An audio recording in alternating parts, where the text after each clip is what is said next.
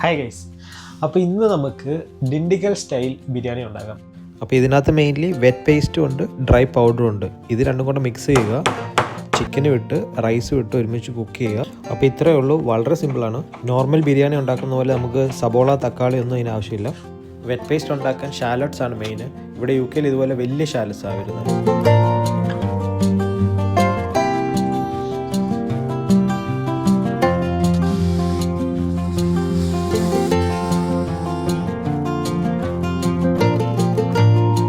Dry masala പൗഡറിൻ്റെ recipe ഞാൻ ഡിസ്ക്രിപ്ഷനിൽ കൊടുത്തേക്കാം.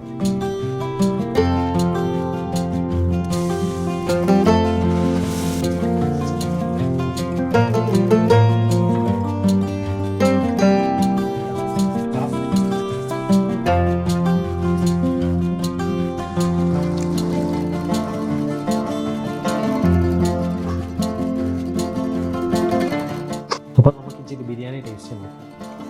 നല്ല ചൂട് വറക്കണം.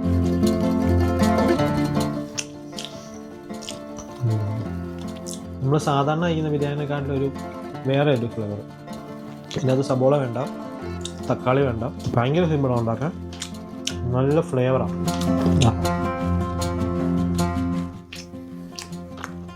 അപ്പോൾ നമുക്ക് വേറെ റെസിപ്പി ആയിട്ട് അടുത്ത വീഡിയോയിൽ കാണാം.